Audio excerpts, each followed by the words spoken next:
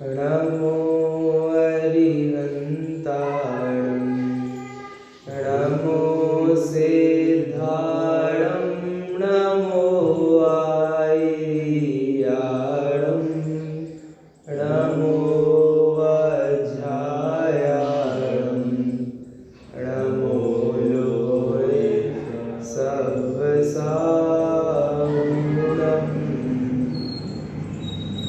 वन्दितु सर्वसिद्धे ध्रुवमचलमणोमङ्गलिं पते वोच्छामि समयबाहुलमो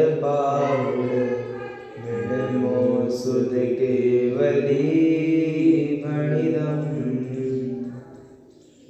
जो मोहमाया मानमत्सर मदन मर्दन वीर है जो विपुल विघ्नों बीच में भी ध्यान धारण धीर है जो तरण तारण भव निवारण भव जलधि के तीर है वे वंदनीय जिनेश तीर्थंकर स्वयं महावीर है वे वंदनीय जिनेश तीर्थंकर स्वयं महावीर है।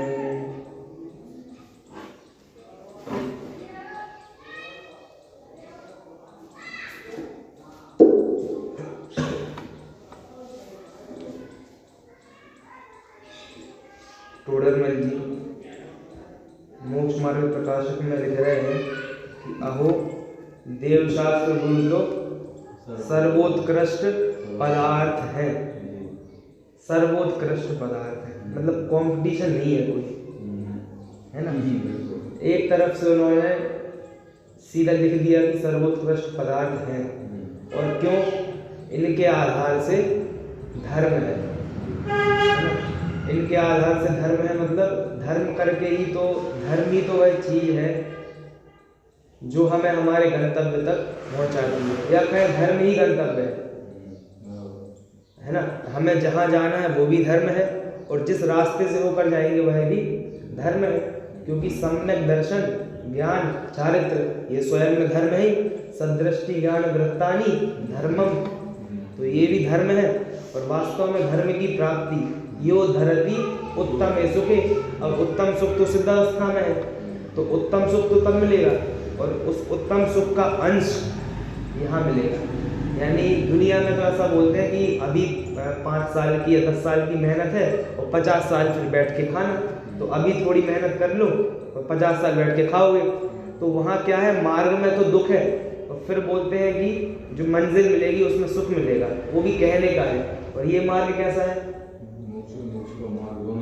दोनों सुख स्वरूप है, यानी चल रहे हैं तब भी आनंद है, और उससे और उत्साह से व्यक्ति आगे बढ़ने को, व्यक्ति तो क्या बोले, साधक उस मार्ग की ओर, अपने साध्य की ओर बढ़ने का प्रयत्न करेगा।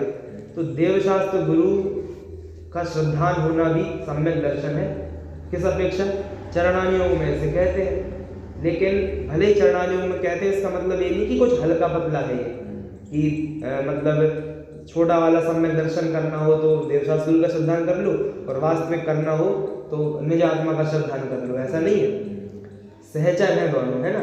इस प्रकार वो केले का दृष्टांत देते हैं। अब छिलका उसमें कितना जरूरी है,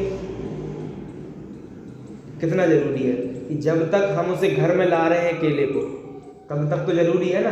कोई खरीदते ही बोले कि नहीं हमें तो बस दल चाहिए, आप इसको अलग कर दो और हमें तौल के दे दो। यहाँ तौल के मिलते हैं, अपने दर्जन में मिल जाते हैं, कहीं कहीं तौल के मिलते, तो बोलते तुम छिलका का वजन अलग कर दो और केला केला का दल दे दो।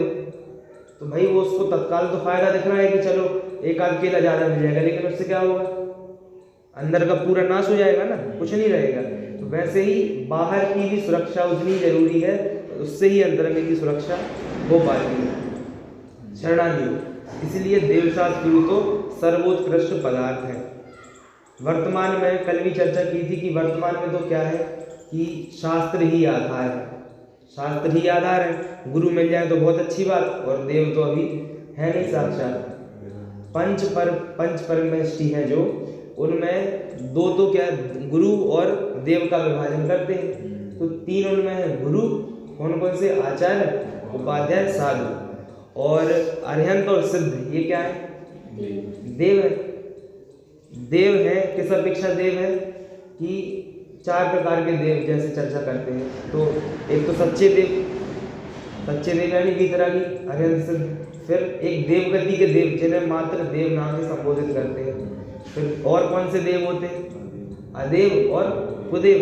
तो जो अन्य मतावलंबी ग्रहिक मिथ्यात्व का पोषण करके जिनको देवी देवता मान लिया गया है, जो जीवित जिन्हें मानते हैं, अवतार आदि जिनके होते हैं, है ना, वे हैं कुदेव। और अदेव कौन हो गए, जो निर्जीव हैं, कल्पना मात्र, मतलब कल्पना तो वह भी है, लेकिन जैसे अब पत्थर कोई पूज रहे, तो अब खैर ये पत्थर को पूजना भी एक अपने में एक टॉपिक है, क्योंकि कई लोग हैं जो अच्छे विचारक हैं, वो लोग भी पत्थर को पूजना कि नहीं पूजना, क्योंकि पत्थर कहा जाए तो जो हमारी जिन प्रतिमा है वो भी क्या है, पाषाण ही तो है, तो पत्थर कहना अच्छा नहीं लगता उसको सीधा, लेकिन वास्तविकता देखो आप, तो पत्थर ही था, मतलब ऐसा।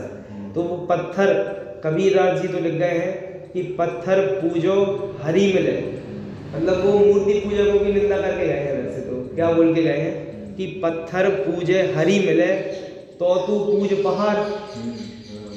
यदि पत्थर को पूजने से हरि यानी मोक्ष, भगवान की प्राप्ति हो जाए, तो मैं पहाड़ को पूजूं, क्योंकि मूर्ति तो छोटी सी है और वो पहाड़ का ढेरा इतना बड़ा पर्वत, तो तू पूज पहाड़।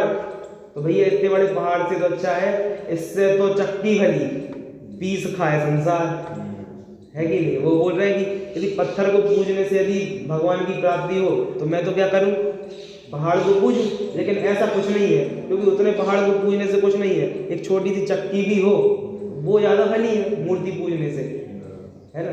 तो वो अलग अलग अपेक्षा है, वो कोई धर्मावलंबी थे। जैसे कल पंडित जी के प्रवचन में आया कि एक तो कबीरदास जी कहते हैं कि मुसलमान थे, अब कल उनके प्रवचन में आया कि 4 प्रकार के राम बताए, और दोहा किसका है, कबीरदास जी का दोहा है। कबीरदास जी कौन थे, मुसलमान थे, और 4 प्रकार के राम बता के गए, अल्लाह का ही नहीं बताया।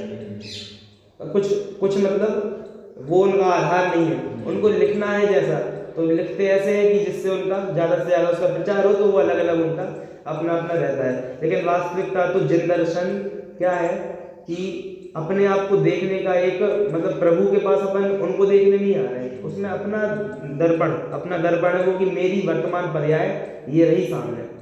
लोग रहते ना, जैसे किसी को क्रिकेटर बनना हो तो सचिन का, धोनी, विराट, इन लोग का फोटो लगा के रखता है अपने, पर हमारा क्या है, हमारी प्रतिमा जी है, हमारा यही तो भविष्य है हमारा।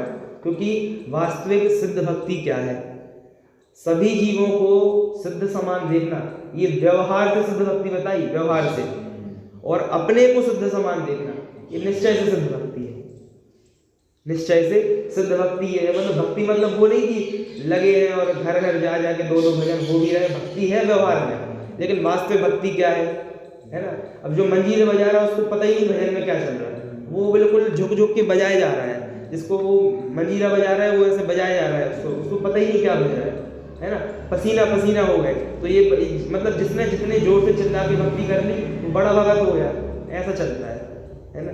तो सब कहने की बात है, कहने सुनने की बात, लेकिन वास्तविकता तो ये है कि देवशास्त्र गुरु सर्वोत्कृष्ट पदार्थ है, इनके आधार से धर्म है, इनके आधार से धर्म है। लेकिन वास्तव में देखा जाए 3 है, देव शास्त्र गुरु 3, रतन शुभ 3 रतन करतार। लेकिन धर्म वास्तव में इन 3 में भी यदि हम तुलना करें, तो तुलना मतलब कोई तुलना लायक चीज नहीं है, लेकिन फिर भी एक समीक्षा करें तो किसके आधार से धर्म है। जिनवाणी क्या है, जिनेंद्र भगवान की वाणी, जिनवाणी। अब यदि जिनेंद्र भगवान की वाणी है वो, तो फिर इन दोनों में आधार कौन हुआ, मूल जिनेंद्र भगवान हुए ना। और जिनवाणी जो लिखी गई, तो जिनवाणी लिखी गई वो किन्होंने लिखी, है ना। अपन बोलते हैं जैसे आगम है, तो अब जैसे पंडित जी नहीं बताते हैं कि वो एक ही शब्द की संस्कृत से तो नहीं तोड़ते, लेकिन उसका एक बड़ी अर्थ करते हैं पंडित जी। जैसे मोबाइल, जिसका मोह हमेशा खुला रहे वो मोबाइल, ऐसे करके जो वो करते हैं। अब ये कोई व्याकरण से तो घटित नहीं होगा, लेकिन एक वो करते हैं। तो वैसे ही जैसे आगम है, तो आगम मतलब क्या होता है, जो आया हुआ हो उसे आगम कहते हैं। तो हम तक जनवाणी आई है, सौभाग्य हमारा, ये है आगम। लेकिन फिर भी उसका अर्थ करते हैं ना, अ, ग और म ऐसे।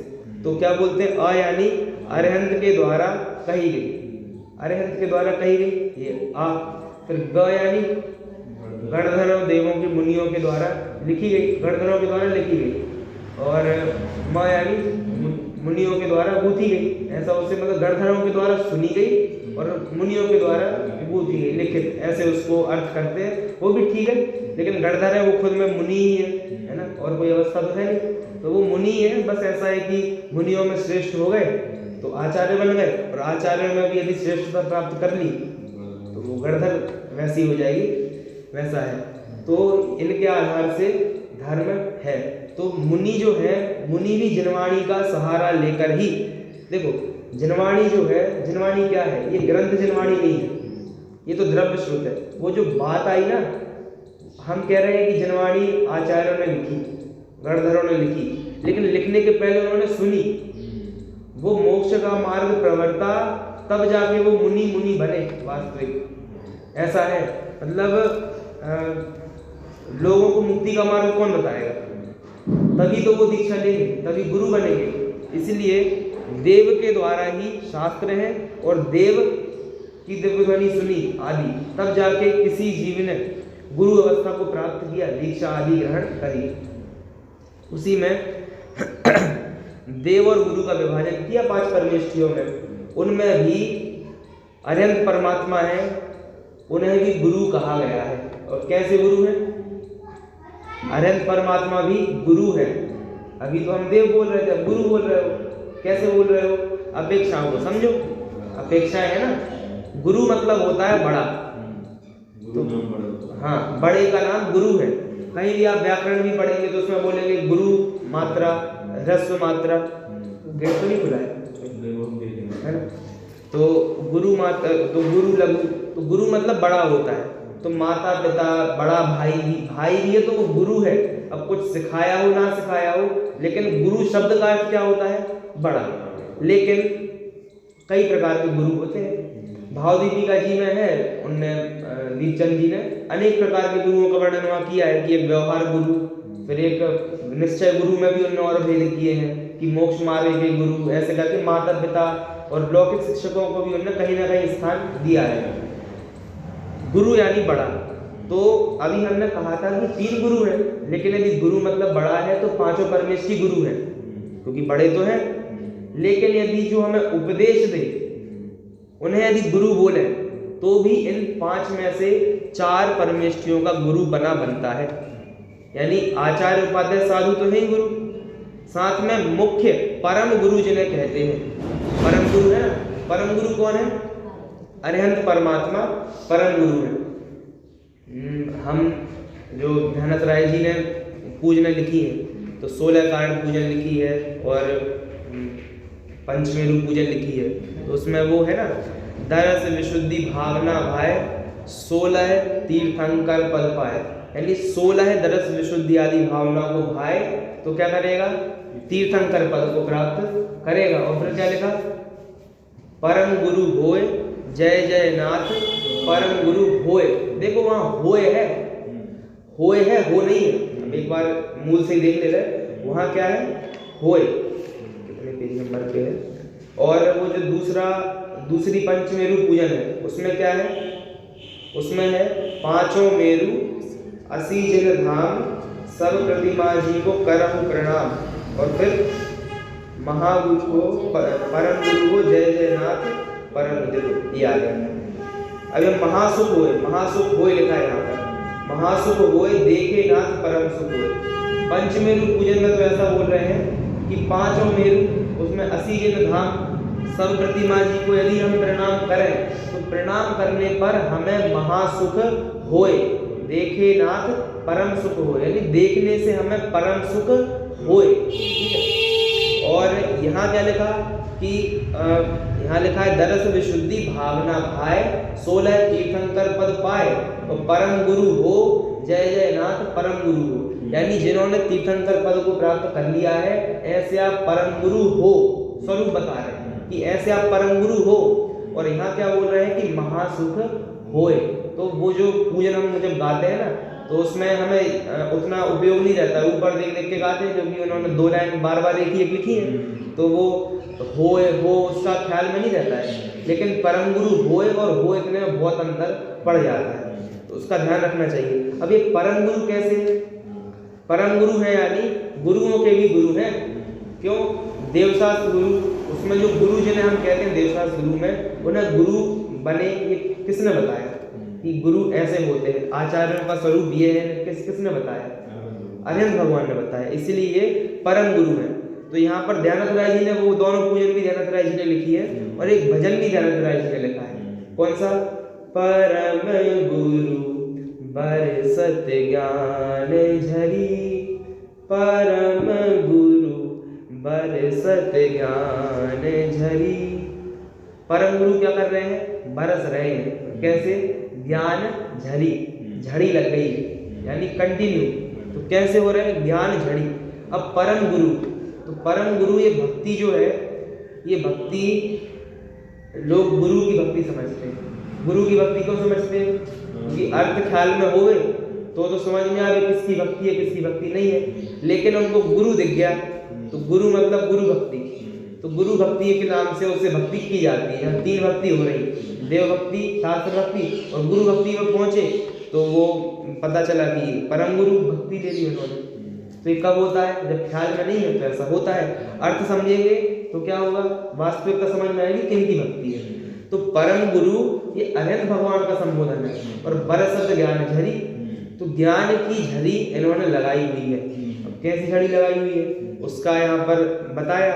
हर्षि हर्षि बहु गरजी गरजी के, मिथ्या तपन हरि, परम गुरु बरसत ज्ञान झरी।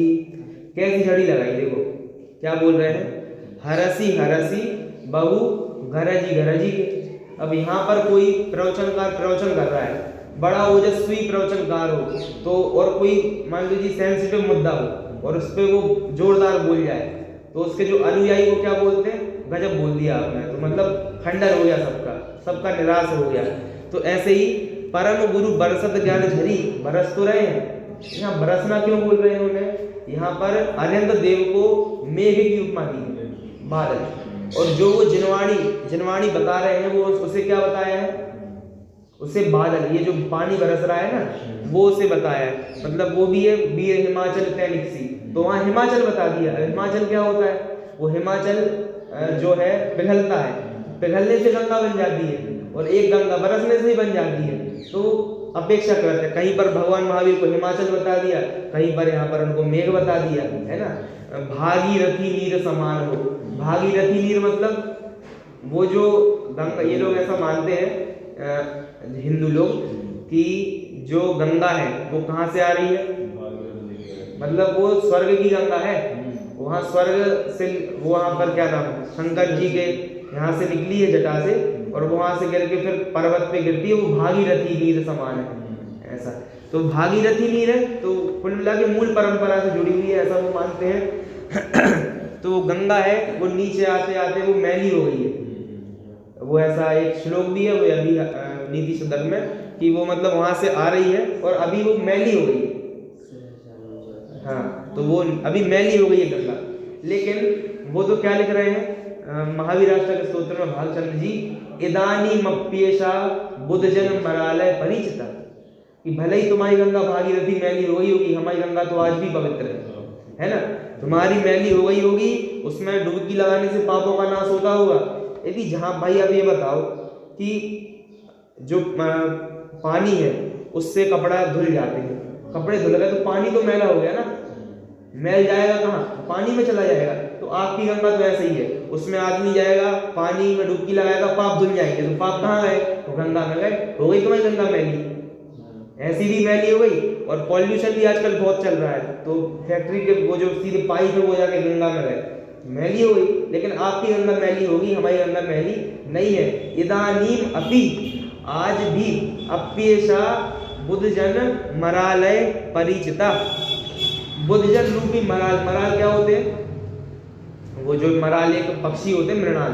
मृणाल उनके पैर बहुत लंबे लंबे होते हैं और वो बतख जैसे ऊपर उनका शरीर होता है, लंबे लंबे पैर, जो भी यहाँ पर बोलते हो, तो वो मृणाल वो होते हैं। तो वो उसमें जैसे पानी हो तो उसमें उनके पैर लंबे हैं और शरीर उनका ऊपर है, मुख्य जो, तो उसमें वो छप छप आ रही, वो उसमें मतलब संत चित्त मराल वृंद रमे नित्य ज्ञानी, है ना। संत चित्त यानी जिनका चित्त कैसा है? संत यानी ज्ञानी है। वो ऐसे मराल वृंद, एक मराल नहीं, मराल वृंद, वृंद यानी ग्रुप, है ना। जाते मिले समाज सब मिल बांट के, तो पूरे मरालों का समूह जहां पर आनंद से मतलब नृत्य करता है, समझ लीजिए, वो खेलते हैं ना। तो वैसे ही इदानीम अप्येषा बुद्धजन मरालय परिचिता, ये जनवाणी कैसी है? आज भी इसमें बुद्धजन रूपी मराल क्रीड़ा करते हैं। तो हमारी गंगा तो कैसी है? भले ही छोटी है लेकिन पवित्र है ना। द्वादशांग के सामने अभी जितना श्रुत उपलब्ध है कितना है? कुछ नहीं है। तो उनने बताया ना कि जितना भी है 100% प्योर है, भले ही कम है लेकिन कैसा है? प्योर है। क्यों? वो प्रमेय रत्न माला में भी, प्रमेय रत्न माला जब उन्होंने लिखी तो उसमें मंगलाचरण लिखा, तो प्रमेय रत्न माला की एक टीका है प्रमेय कमल मार्तंड, वो बहुत बड़ी टीका है। तो उन्होंने लिखा कि वो तो भैया नदी है, नदी है मतलब बहुत बड़ी है, उतना हम सब ज्ञानी जन कर पाए नहीं कर पाए पता नहीं, इसलिए हमने तो नव घटे जलम, हमने तो अपना घट यानी घड़ा ले गए और उसमें से भर लिया। तो जितना भर लिया उसका एक और नया ग्रंथ लिख दिया है, उसका नाम है प्रमेय रत्न माला। इतना मोटा ग्रंथ 3 भागों में जैसे छप रहा है वो, और वो एक पतली सी पुस्तक है प्रमेय रत्न माला, इतनी। तो वो क्या है कि उसमें अपने भर लिया। अब प्रमेय रत्न माला की कितनी समझ में आ रही नहीं आ रही क्या पता, तो इसलिए अपनी बुद्धि अनुसार हमारा जितना घड़ा हुआ हम उतना भर लेगा, है ना। ऐसा परंपरा चलती रहेगी। वो उसमें भी है ना, समय सार स्तुति में, सो साति देखी सरी तने करुणा भीना हृदय करी मुनि कुंद संजीवनी समय प्राभृत तने भाजन भरी। यानी वो गंगा जो है वो सूख रही थी, गंगा सूख रही थी, तो कुंद आचार्य देव जो 2000 साल पहले हुए, तब तो उनके मतलब कुछ समय पहले तक तो क्या हुए? अंगधारी हुए, अंग के ज्ञानधारी हुए 683 वर्ष तक। उसकी भी परंपरा पूरी है कि 180 वर्ष तक कितने हुए, फिर 200 वर्ष तक कौन हुए, ऐसे करके अंग, एक अंग के धारी, वो शुद्ध परंपरा वाला एक बार बताया था यहाँ से। तो वो जो है मतलब सूखती जा रही थी, तो कुंद आचार्य ने क्या किया? सो शाती देखी, सूखती हुई देखी, सरी तने गुजराती में है ये। तो करुणा भीना हृदय करी, अपने हृदय में करुणा को धारण करके उन्होंने क्या किया? मुनि कुंद संजीवनी समय प्राभृत में भाजन भरी, भाजन यानी उस बर्तन में भर ली गंगा थोड़ी सी, है ना, भाजन भरी। अब प्राभृत मतलब होता क्या है? समय सार। समय सार के 2 नाम और कौन कौन से हैं? समय प्राभृत, समय पाहुड़। सार मतलब होता है सारांश जैसे हम कहते हैं, लेकिन वास्तव में प्राभृत मतलब होता क्या है? प्रकृष्टेन आयातम, मतलब जो प्रकृष्ट रूप से हमारे पास आया वो प्राभृत है। पंचास्तिकाय में बताया है इसका मतलब, पंचास्तिकाय है तो प्राभृत किसे कहना कि हमारे तक जो बात आई है तीर्थंकर की, उसे ही प्राकृत में क्या बोलते हैं? पाहुड़ बोलते हैं उसे, और संस्कृत में उसे क्या बोलते हैं? प्राभृत, और हिंदी में वो समय सार हो गया। तो यानी ये कटोरा है, यानी इसमें जो बात है ये सारभूत है, मुख्य ये हम तक आ गई है, लेकिन गंगा तो बहुत बड़ी है। इसलिए अल्प बुद्धि वाले जीव टोडर में भी लिख रहे हैं ना कि पहले तो केवल ज्ञान रूपी सूर्य था, मोक्ष मार्ग प्रकाशक ग्रंथ की सार्थक था, पहले तो केवल ज्ञान रूपी सूर्य था। तो भैया अब आप एक ग्रंथ लिख क्यों रहे हो? तो अब वो सूर्य अस्त हो गया है, तो रात में लोग क्या करते हैं? दीपक जलाते हैं, कुछ लोग बड़े दीपक जलाते हैं, कुछ लोग छोटे दीपक जलाते हैं अपनी योग्यता अनुसार। तो वैसे ही हम एक छोटा सा मोक्ष मार्ग प्रकाशक लिख रहे हैं, जिससे जीव अपने आगे का पथ देख सकेंगे कि हम कैसे आगे बढ़े। और देश भाषा में लिख रहे हैं, संस्कृत ना आती हो, प्राकृत ना आती हो तो बढ़िया लिखा है अपना, और उस समय की भाषा में लिखा था, आज के पंडितों ने हिंदी में भी लिख दिया शुद्ध में, है ना। ऐसा वो जो जिनवाणी है कुल मिलाकर हम तक किसी प्रकार आई। परम गुरु बरसत ज्ञान झरी, अब वो बरस रहे हैं, ठीक है। तो यहाँ पर रूपक है पूरा, आपको एज्यूम करवाएंगे, यानी एक कल्पना चित्र बनवाएंगे कि पूरा सावन का मौसम आया, यानी वर्षा ऋतु आई है, तो कैसे आई है, तो कि ये सबसे पहले वर्षा हो रही है, वर्षा ऋतु में वर्षा जरूरी है, ठीक है। अब कैसे बरस रहे हैं हरसी हरसी बहु गरजी गरजी के। अब वो कह रहे हैं कि जिनेंद्र देव बहुत हर्षित होकर दिव्य ध्वनि सुना रहे हैं। हर्षित होकर क्यों सुना रहे हैं? अभी तो आप बताते हो कि हास्य रति अरति शोक है, जो उस समय हास्य जो है वो तो कषाय है, और जो अरेंद्र देव वो क्या हो गया है, कषायों का नाश हो गया है। अब उनकी कषाय तो है नहीं, अब वो कैसे हर्षित हो रहे हैं? तो ये रूपक बता रहे हैं ना। रूपक यानी 7 घंटे 12 मिनट, 7 घंटे 12 मिनट प्रतिदिन वो दिव्य ध्वनि खिल रही है। अब 7 घंटे 12 मिनट यानी 3 बार खिल रही है, तो एक समय कितना हुआ? 2 घंटे 24 मिनट, 6 घड़ी हो गई। तो ऐसे ये खिलती है। अब इतनी खिल रही है, तो अभी हिसाब लगाया था कि भगवान महावीर स्वामी 30 वर्ष तक दिव्य ध्वनि उपदेश करते रहे। तो यदि 30 वर्ष तक करते रहे, लेकिन 30 वर्ष तक ऐसा नहीं कि 30 वर्ष में 24 घंटे करते रहे, प्रतिदिन 7 घंटे 12 मिनट। हिसाब लगाया कि यदि ये कंटिन्यू दिव्य ध्वनि करते, यानी कंटिन्यू अप्रवाहित बिना रुके, तो ये लगभग 9 से 10 साल के बीच तक लगातार दिव्य ध्वनि होती रहती। यानी प्रतिदिन 7 घंटे 12 मिनट, इसको मल्टीप्लाई कर दिया वो 30 वर्ष से, तो जितना आंसर आया उसको 24 से डिवाइड कर दिया, 365 से मल्टीप्लाई कर दिया। तो वो ऐसा मतलब सीधी बात ये है कि यदि लगातार ये दिव्य ध्वनि होती तो कितनी होती? 9 वर्ष तक अनवरत रूप से खिलती रहती, लगभग 2400 घंटे खिलती। तो लेकिन जो रोज खिलती है ना, ऐसे करके 30 वर्ष तक भगवान की दिव्य ध्वनि खिली। और गरजी गरजी के, तो हरसी हरसी मतलब दिल खोल के, वो बोलते ना जितना दान चाहिए ले जाओ, तो वैसे ही भगवान की दिव्य ध्वनि मतलब खुला है ना, तो जितना चाहिए तुम ले जाओ। तो रूपक है, भगवान कोई हास्य वाले नहीं कि उनको कषाय है। हरसी हरसी गरजी गरजी के। अब चूंकि सावन का रूपक बना रहे हैं, तो जब बादल बरसते हैं तो पहले गरजते नहीं। वो कहने की बात है कि जो गरजते वो बरसते नहीं, लेकिन गरज भी जाते हैं और बरस भी जाते हैं। दिव्य ध्वनि है, तो ध्वनि मतलब अब घर जाना तो पड़ेगा, तो गरज नहीं रहे कोई वहां पर, वो तो ओमकार में ध्वनि है, निरक्षरी है, एकाक्षरी है। वैसा तो मिथ्या तपन हरि, मिथ्या रूपी तपन को हर लिया। जहां पर सूखा पड़ जाए, सूखा पड़ जाए तो क्या होता है? लोग पीड़ित होते हैं। आया था ना, जग की जड़ता तप दूर करी है। जड़ता और आतप, जड़ता यानी अज्ञानता, आतप यानी दुख। तो जहां सूखा पड़ता है वहां के जीवों को कितना दुख होता है? पानी के अभाव में। तो जैसी जिरवाणी माँ आई तो सबको सुख हो गया, यानी जो जिस कारण से भटक रहे थे वो कारण भी बता दिया, और वो बताया ना, निदान बताएंगे सबसे पहले कि तुम्हें ये दुख कैसे हुआ, ये रोग कैसे हुआ। किसी को बता देना तुम्हें रोग ऐसे हुआ, तुमने ऐसा ऐसा किया होगा, उसे पूरा भरोसा हो जाता है ये बहुत बढ़िया वैद्य है। क्यों? इसने बता दिया बिना जाने, तो उसे उसकी महिमा आ जाती है। मिथ्या तपन हरि परम गुरु बरसत ज्ञान जरी। अब उनने भले ही बता दिया, लेकिन उन्हें कोई हरसी हरस यानी कसाय नहीं है। क्यों? क्योंकि वहां प्रवचन सार में तो ऐसा बताया ना 44वीं गाथा में, कि वहां तो कुंद कुंद आचार्य ने ऐसा लिख दिया कि जिस प्रकार नारियों में सहज मायाचार होता है, ऐसा उन्होंने उदाहरण दिया कि नारियों में सहज मायाचार होता है, अलग से सिखाना नहीं पड़ता। तो उसी प्रकार तीर्थंकर भगवान का जो 4 चीजें बताई उन्होंने, एक तो खड़े होना है ना, बैठना, चलना और दिव्य ध्वनि देना, ये 4 चीजें बताई। अब कोई पूछता है कि ये जो दिव्य ध्वनि खिल रही है, कोई बिना इच्छा के कैसे खड़ा हो सकता है? मोहिनी कर्म का नाश हो गया, तो मोहिनी कर्म का मतलब इच्छाओं का सर्वथा भाव है। तो अनंत अवस्था में दिव्य ध्वनि खिल रही है, तो अब जीव वो खड़े हो रहे हैं, गमन कर रहे हैं, बैठ रहे हैं, दिव्य ध्वनि 4 चीजें बताई। तो ये बिना इच्छा के कोई जीव कैसे कर सकता है?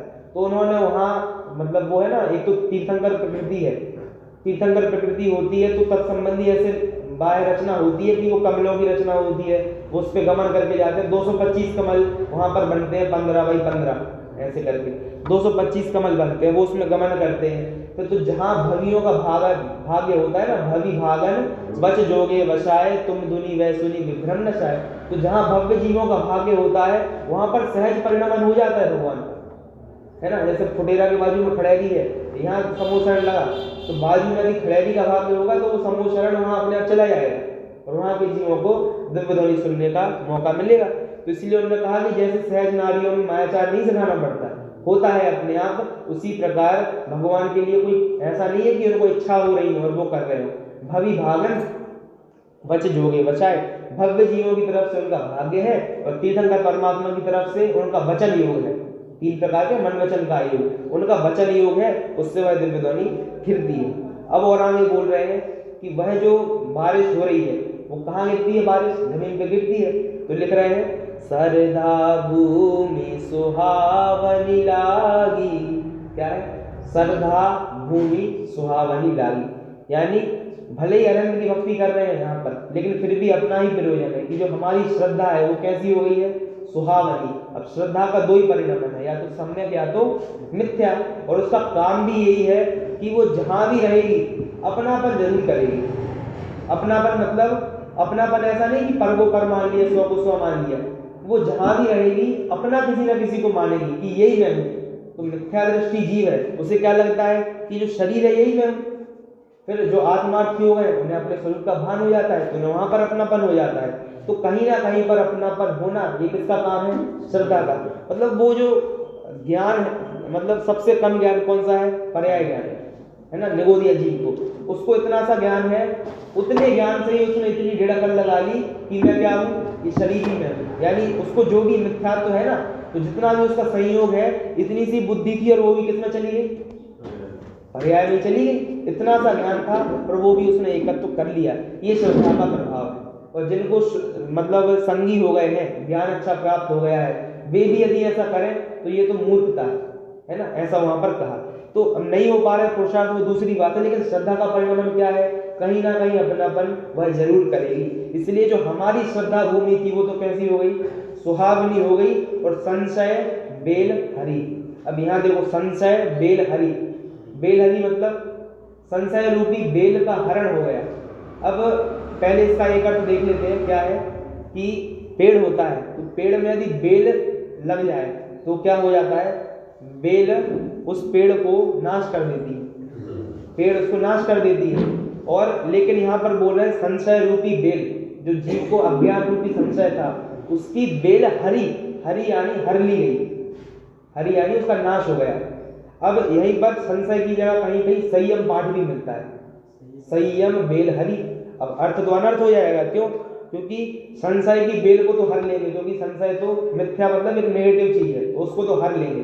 लेकिन यदि यहाँ पर संयम होगा, संयम बेल हरी, ग्रीन हो जाएगा। हाँ, तो इसलिए संशय की जगह पर जहां पर संयम शब्द मिले, तो वहां जो हरि शब्द है ना, हरि, हरि शब्द का एक अर्थ हो गया हरण करना, और वहीं पर जहां संयम मिल जाए लिखा, वहां क्या अर्थ हो जाएगा कि संयम रूपी हरि, हरि ग्रीन, हरि बेल, तो संयम बेल हरि।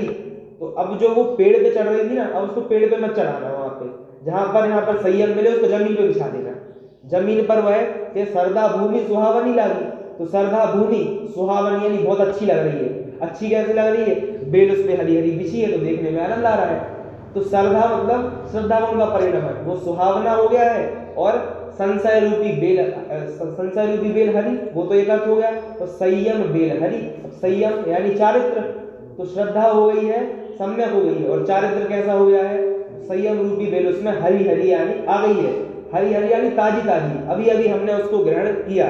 और क्या हो गया उससे, भविजन मन सरोवर भरी उमड़े, भव्य जीव जो है उनके मन को सरोवर की उपमा दी, और वह उमड़ रहा है। कैसे उमड़ रहा है, समुझी पवन सियरी, सियरी यानी वो है ना, साम में जल ले सीरा, अति क्रोध अग्नि बुझाए प्राणी, साम में जल ले सीरा, तो सीरा यानी ठंडा, शीतल, हाँ सरारी, ठंडे का, तो वो सीरा यानी समुझी पवन सियरी।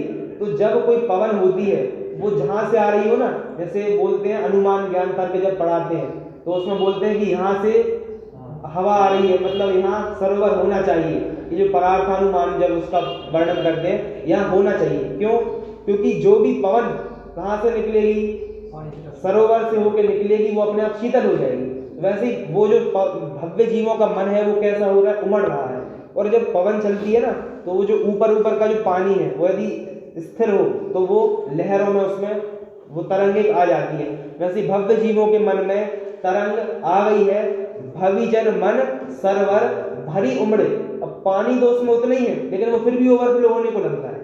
ऐसा भव्य जीवों के मन में वह भक्ति उमड़ रही है, समुझी पवन सियरी। क्यों, क्योंकि परम गुरु बरसत ज्ञान धरी, है ना। इस प्रकार अभी तो एक ही इसका स्टैंजा हो पाया, एक ही हो पाया। अब इसका विशेष और जब कभी होगा तब इसका लेंगे। अभी पंडित जी का प्रवचन यहाँ से प्रारंभ।